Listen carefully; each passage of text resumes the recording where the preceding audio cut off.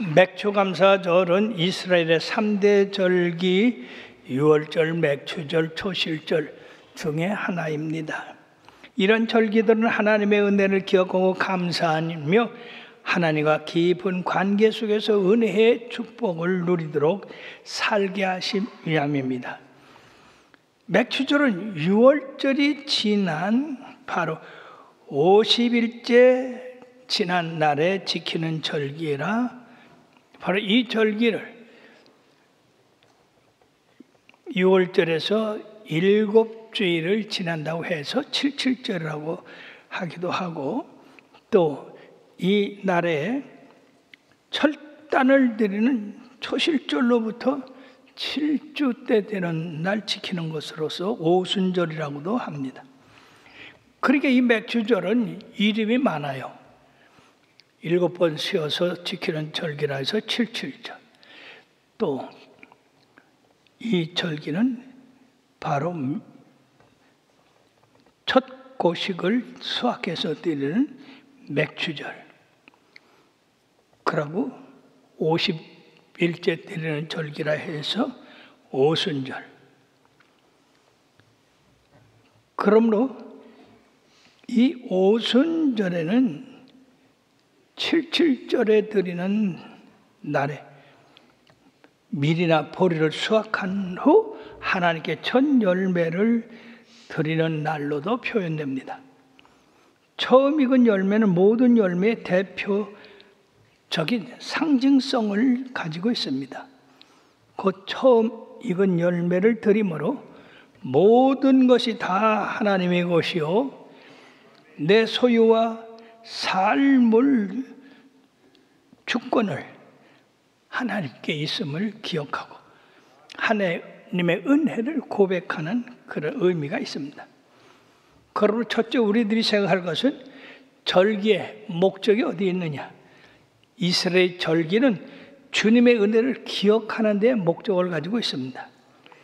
구약에서 큰 세 절기는 하나님께서 잊지 말고 꼭 기억하게 하셨는데 첫째 유월절로 이스라엘 백성들이 애굽에서 노예로 생활한 데서 해방된 것을 기념하게 하는 절기고 77절 이 절기는 역시 애굽에서 종되었던 때를 기념하여 첫 수확을 거두고 지키는 절기이고 초막절은 광야에서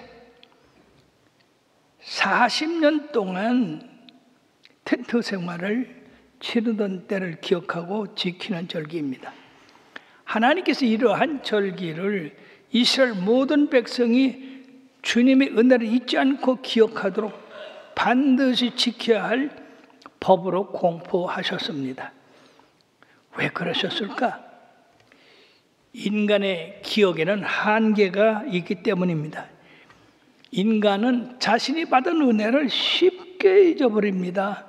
그 예로서 열무니가 다 예수님에게 깨끗함을 받았지만은 그 중에 예수님께 돌아와서 감사한 문둥이는 사마리아 사람 한 사람밖에 없었습니다. 아합은 어디 갔는가? 아합은 문둥이를 깨끗함을 받은 것에 대해서 그 주님으로부터 은혜 받은 것을 기억하지 아니하고 자기들 그동안 생활 못한 거 그런 거 하나 전부 떠나고 말았던 것입니다. 이스라엘 백성이 가나안 땅에 들어가서 농사짓고 먹을 것이 풍부해지면 주님의 은혜를 잊어버렸습니다. 그러므로 하나님께서는 이 은혜를 잊지 않도록 제도화시켜서 그들로 지키도록 했던 겁니다. 절기는 은혜를 잘 잃어버리는 우리가 하나님의 은혜를 기억하도록 정하신 제도입니다. 그러므로 우리는 이 절기들을 통해서 주님의 은혜를 상기하면서 주님의 유일하신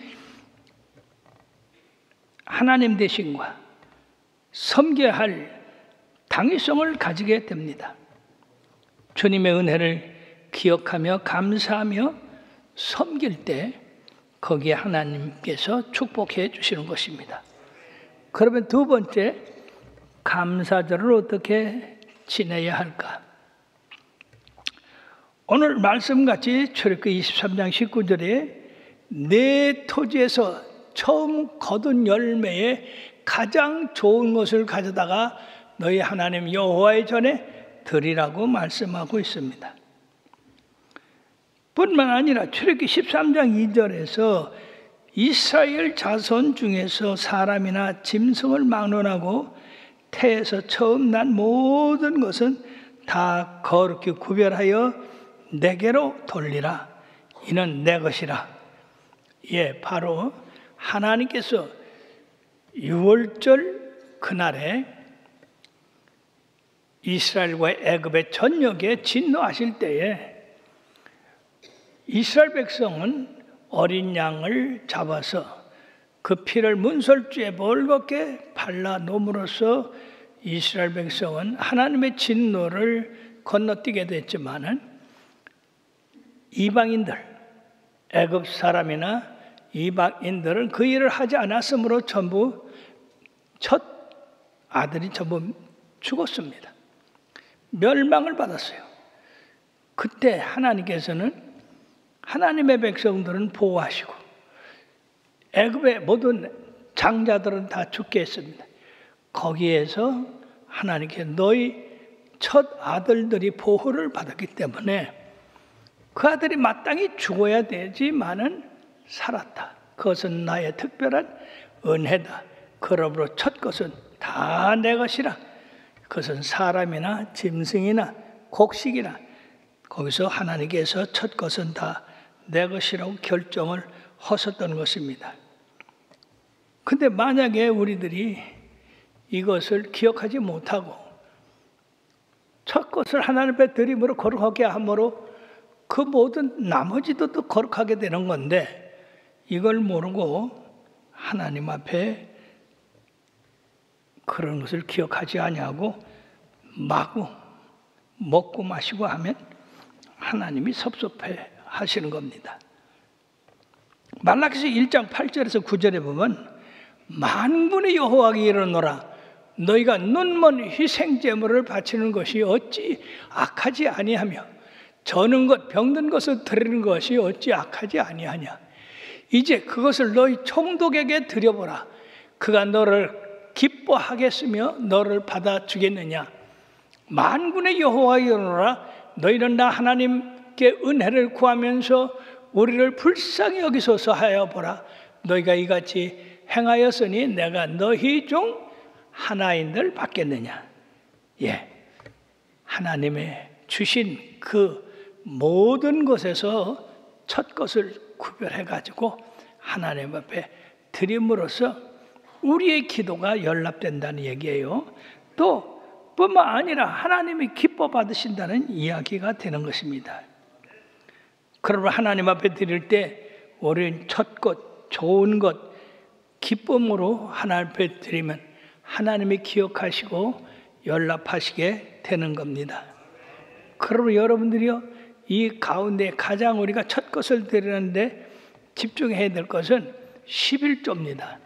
우리의 삶에서 이제 일주일이나 한 달이나 첫 것을 거두게 되는데 그때 우리는 하나님 앞에 열의 하나는 우리 하나님 것인 줄 알아서 정성껏 구별해야 하나님 앞에 이렇게 드려야 되는데 어떤 사람들은 이 11조를 1년간 모았다가 드리는 사람이 있어요.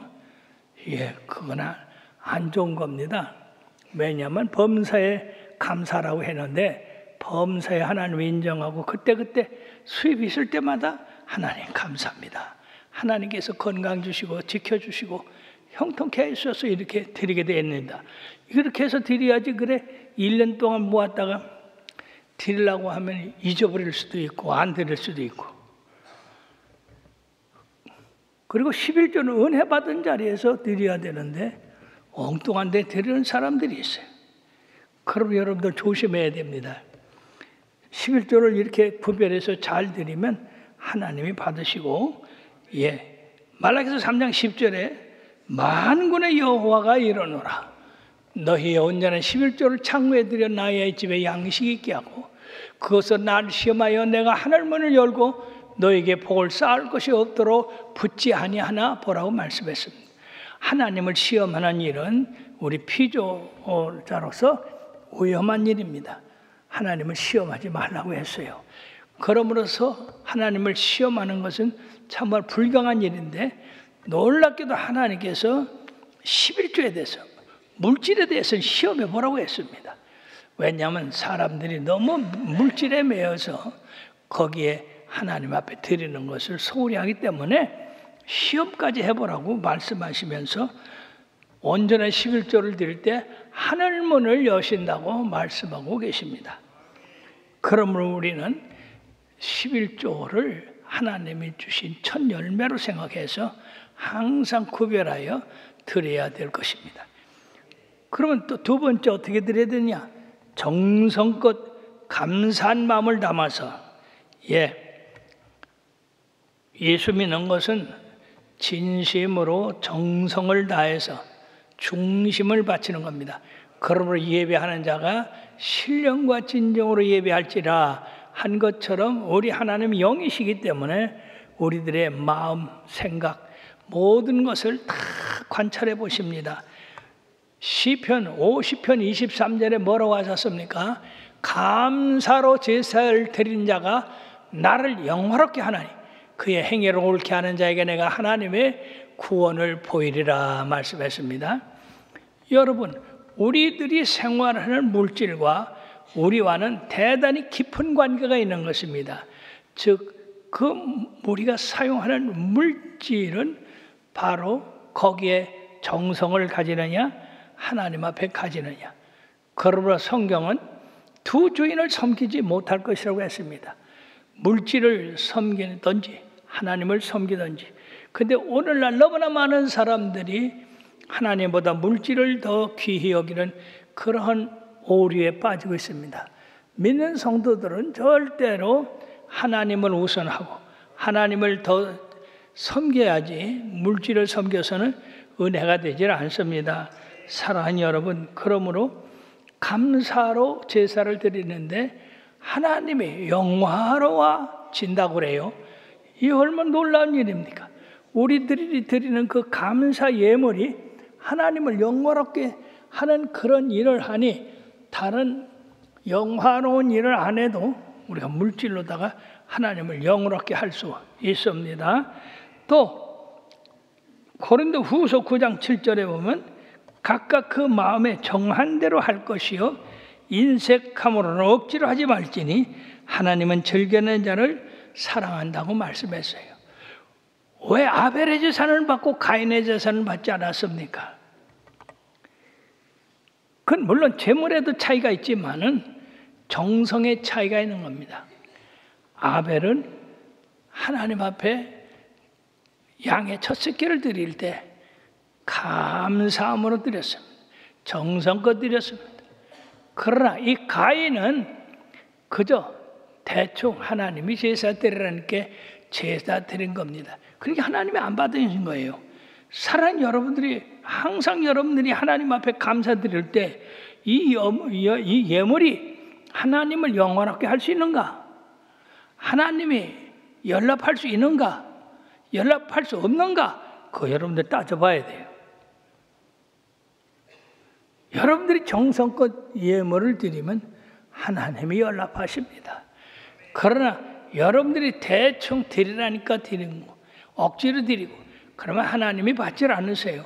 그러면 이왕에 드리는 거 하나님이 받으시도록 드려야죠. 그러므로 여러분, 이러한 정성된 예물은 기적을 일으킨다고요. 왜냐? 광야에서 많은 사람이 배가 고플 때 너에게 먹을 것이 없느냐? 주님, 어린아이에게 떡 5개 물고기 2마리밖에 없나이다. 이것 가지고 이 많은 사람들에게 어떻게 하겠습니까?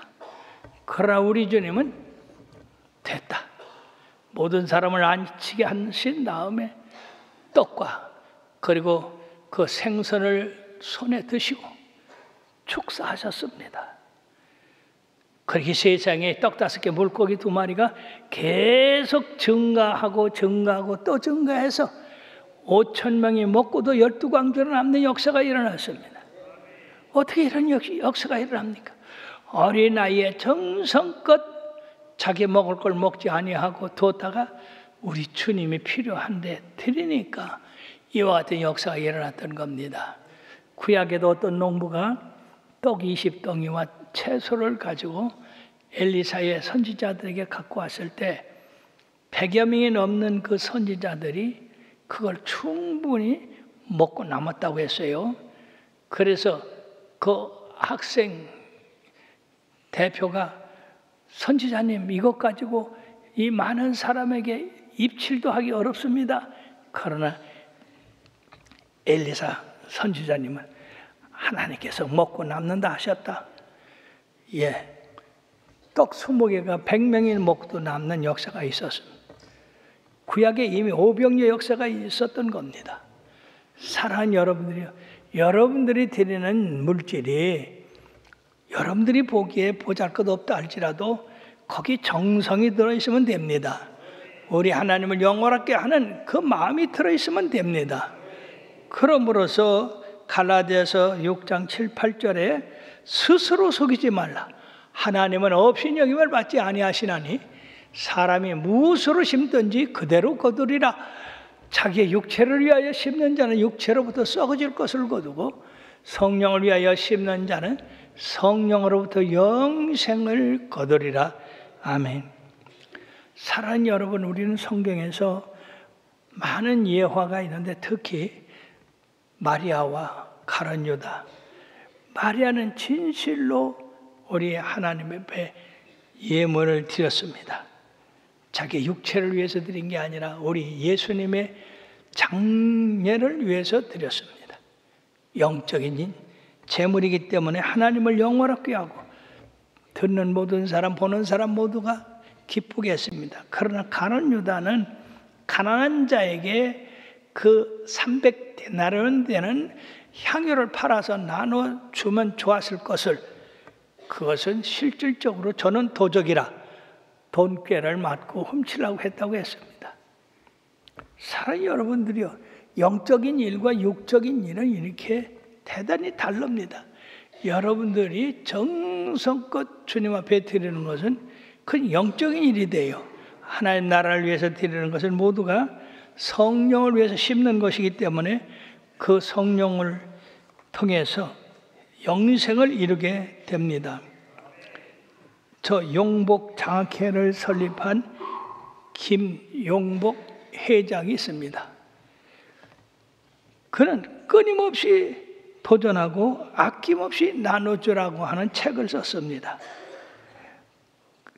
그런데 이분은 바로 돌아가셨지만은 1979년에 단도 7달러를 가지고 농부 4명과 함께 사우디에 가서 사막 한가운데에서 기적의 야채 공장을 이룬 인물입니다.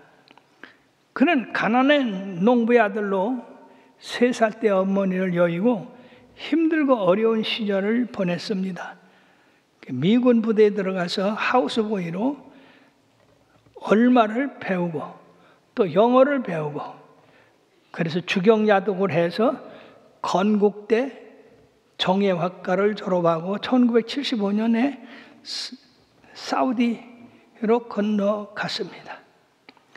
그런 채소를 재배하는 일에 전 재산을 쏟아부어 넣음으로써 바로 실패하고 말았습니다. 그렇죠. 그 사막에서 어떻게 채소를 기르겠습니까? 그 실패 때문에 밤낮 술 취해서 포기하는 그런 삶을 살 때에 착실한 크리스찬인 부인이 예수를 전하해서 예수님을 받아들이고 구원을 받고 새 출발을 했습니다. 그리고 예수님으로부터 용기를 얻어가지고 사우디에 다시 건너가서 4년 만에 채소 재배에 성공을 거뒀던 겁니다. 돈이 들어오기 시작했습니다. 그때 이분은 하나님과 서약을 했습니다. 하나님 복 주는 대로 내가 하나님의 성전을 짓겠습니다. 그리고 가난한 사람 그리고 가난한 농부들을 위해서 일하겠습니다. 그가 서원한 대로 먼저 하나님의 교회를 져서 봉헌케 하셨습니다. 그리고 하나님의 말씀은 1.1획도 변함이 없다고 하는 것을 깨닫고 그 말씀대로 살고 실천함으로 말미암아 예수 믿으면 부유하게 된다고 하더니 정말로 부유하게 되었습니다. 그의 농장은 사우디 농과 대학생들이 필수 견학 코스로 이렇게 지정이 됐고 또 거기에서 밀 경작까지 함으로써 11만 킬로그램이라고 하는 많은 밀을 사우디 농업부에 납품하게까지 됐습니다. 1999년 14년 만에 사우디에서 고향 강진으로 돌아와서 강진에서 70만 평의 땅을 사서 영농 농장을 세워서 가난한 학생 그리고 가난한 농부들을 돕는 일로 10억 재산을 내놓음으로 말미암아 용복 장학회 자기 이름을 따서를 설립을 하고 2003년에는 100억을 내놓아서 농업발전기금으로 한 사람이 문화재단을 설립해서 농업발전에 크게 기여했습니다. 그는 평생에 선한 일을 계속해라. 하나님 나라를 쌓아라. 라고 이렇게 하다 결국 하나님 나라 갔습니다마는 그가 갔어도 그가 쌓아놓은 김용복 회장의 이 선한 사업으로 말미암아 많은 사람들이 공부하게 되고 또 농사져서 또 성공하게 되고 이렇게 우리나라 농업 발전에 큰 복을 기여한 사람이 되었던 겁니다. 사랑하는 여러분들이요, 우리들이 하나님 앞에 어떻게 활용하느냐, 어떻게 드리느냐 이에 따라서 우리 하나님이 우리들을 쓰시고 활용하십니다. 그러므로 우리는 이 맥주감사, 추수감사 이런 절기를 어디서 지내야 될까? 그것은 택하신 곳에서 우리가 지내야 됩니다. 신명기 16장 6절, 11절, 16절에 보면 오직 네 하나님 여호와께서 자기의 이름을 두시려고 택하신 곳에서 네 하나님 여호와 앞에서 즐거이 행할지니라. 사랑하는 여러분, 하나님의 이름을 두신 곳이 어디입니까? 구약에서는 성막이었고 또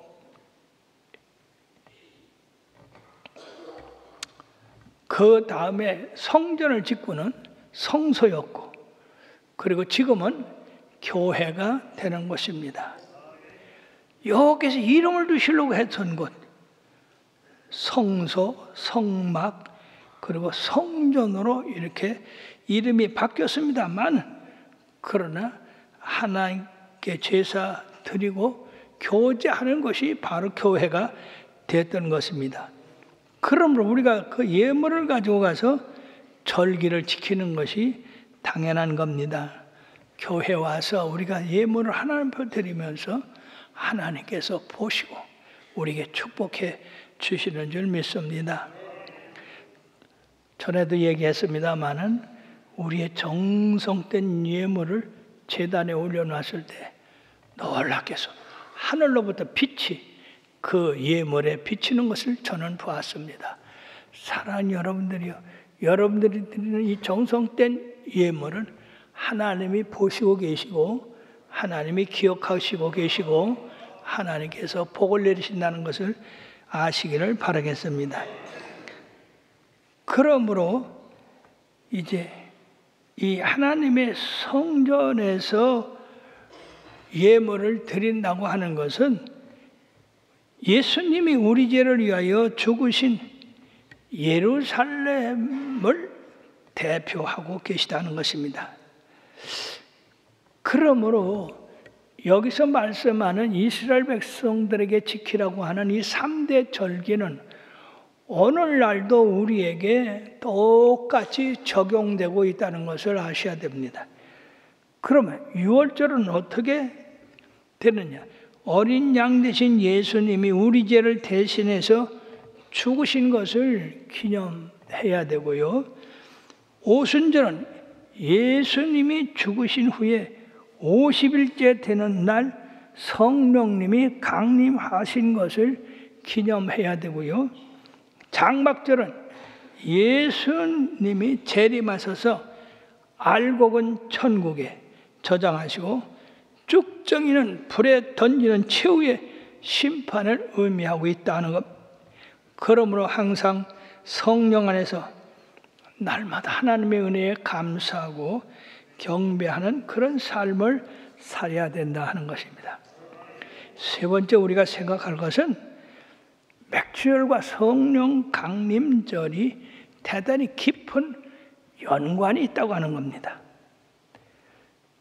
맥주절은 두 가지 의미에서 성령 강림절과 관계가 있는데, 첫째는 십계명을 받은 날이 바로 이 오순절 날과 같다 하는 겁니다. 이스라엘 백성이 출애굽해서 50일째 되는 날 시내산에 도착해서 하나님의 말씀을 받은 날이 바로 오순절입니다. 그래서 오순절이라고 하는 거예요. 50일째 되는 날. 그 율법을 받은 거죠. 그 받은 말씀은 십계명이라고 하고요. 오순절날 유대인들은 이 날을 모세가 율법을 받으러 시내산에 올라간 날로도 기억하고 있다고 하는 겁니다. 그러므로 맥주감사절은 십계명을 통해서 이스라엘 백성들이 선민으로서의 하나님의 은혜 안에 살아가야 된다 하는 것을 가르치신 축복의 날이라. 두 번째, 오순절에 성령 강림이 임한 날이라는 겁니다. 신약 시대에 와서 이 날은 성령 강림절인 오순절 날이 됐는데, 예수님께서 12제자와 120명의 성도들에게 부활하신 후에 예루살렘을 떠나지 말고 내가 너에게 분부한 모든 것을 지키라고 그렇게 말씀을 했는데, 바로 예수님이 십자가에 달리신 그날로부터 50일째 되는 오순절날 성령이 임하셨습니다. 놀랍지 않습니까? 이스라엘 백성이 출애굽해서 50일째 되는 날 하나님의 십계명이 그들에게 임했고, 예수님이 십자가에 달려 돌아가신 후에 50일째 되는 날 성령이 임하셨습니다. 그러므로 맥주감사절은 바로 구약의 이스라엘과 신약의 교회가 이 땅 위에서 탄생한 그런 기념일이라고 하는 겁니다. 그러면 두 절기 가운데서 임하신 그 성령님의 역사를 보면은요, 오순절과 성령 강림절의 비교, 즉 율법을 주신 날과 성령이 임하신 날. 율법을 주신 날은 유대인들만이 받았습니다. 그래서 그들은 기뻐했고, 그리고 오순절 성령 세례는 믿는 자들이 받았습니다. 그러므로 이 율법은 돌비에 새긴 말씀이지만은 성령은 신비에 새긴 말씀입니다. 우리의 마음에 새긴 말씀이에요. 그 때문에 그 성령님이 우리의 마음에 오셔서 우리를 가르치시고 인도하시고 잘못하면 책망하시고 우리를 바르게 그렇게 인도하신 바로 신비에 새겨졌다. 우리의 마음속에 새겨졌다. 그러나 율법은 돌비에 새겨졌다. 돌에 새겨졌다. 전혀 참으로 다른 변화를 가져왔습니다. 두 번째, 율법은 제사를 통해서 하나님의 백성들을 구원했습니다. 즉 유월절, 우리들이 출애굽을 떠올리기 전에 애굽의 열장을 내릴 때에 이스라엘 백성에게는 어린 양을 잡아서 그 피를 문설주에 바르라고 그랬어요. 그래서 그 피를 보고 재앙의 신이 넘어가리라. 그러면 이스라엘 백성들은 어린 양을 잡아서 그 피를 문설주에 바름으로써 그날 밤에 다 구원을 받았지만은 애굽의 바로로부터 맷돌 돌린 여인의 장자 이르기까지 다 죽음을 당했습니다. 그리고 이스라엘 백성들이 유월절을 통해서 그 피를 보고 구원을 받았는데 오순절에는 예수 그리스도의 어린 양인 그 예수님이 십자가의 보혈의 피를 통해서 우리를 구원하게 하셨다 하는 겁니다. 율법이 유대인들에게 임할 때는 시내 산에 천둥, 번개, 그리고 검은 구름, 큰 나팔 소리, 그냥 천지가 진동하는 그러한 가운데서 율법이 임함으로 그 유대인들이 두려워 벌벌 떨었는데 놀랍게도 오순절 성령 세례는 급하고 강한 바람 같은 소리가 저희 앉은 온 집에 가득하고 불의 혀 같은 것이 임했습니다.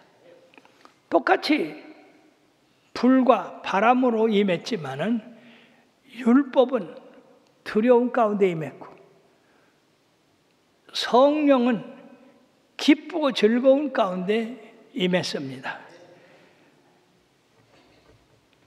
그러므로 이 십계명 율법은 떨림과 두려움 가운데 임했고 이 성령 세례는 방언과 예언 이런 하나님의 말씀으로 임했습니다.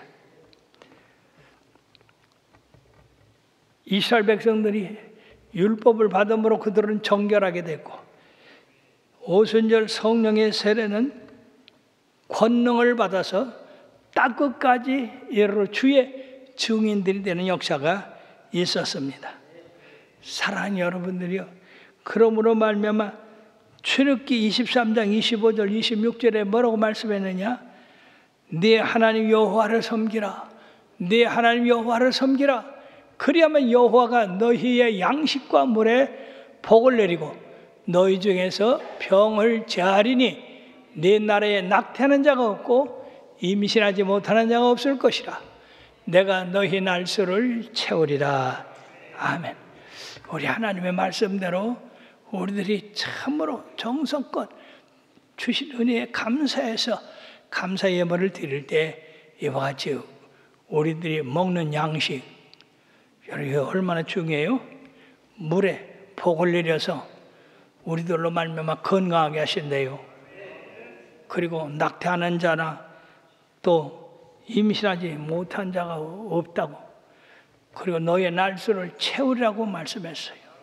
얼마나 놀라운 말씀입니까? 사랑하는 여러분, 그러므로 우리가 이스라엘 백성이 아니라고 해서 이런 절기 지킬 필요 없다. 그러고 지금은 농사도 짓지 않는데 어떻게 이런 절기를 지키느냐?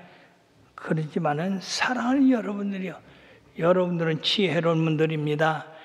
오늘 뭐라고 했습니까? 네 하나님 여호와를 섬기라. 그럼 네 먹는 양식에 네 물에 복을 주시고 낙태하는 자가 없고 그리고 임신하지 못하는 자가 없을 것이라고 했습니다. 내가 너의 날수를 채우리라. 하나님이 정해주신 날이 다 있습니다. 그러므로 그 정해진 날을 다 채우고 하나님 앞에 가신다는 말씀이에요. 사랑하는 여러분들이요, 하나님의 말씀은 이스라엘 사람에게만 주신 것이 아니라 바로 예수 그리스도를 믿고 구원받은 모든 사람에게 주신 말씀입니다. 예수를 안 믿는 사람에게도 주신 말씀입니다. 그러나 그들은 하나님의 말씀을 지키지 않으니까 복을 받지 못하는 것이에요. 여러분들이 하나님의 말씀을 잘 지켜서 성경에 약속한 모든 축복을 다 자손만대 받기를 주의 이름으로 축원합니다. 기도하시겠습니다.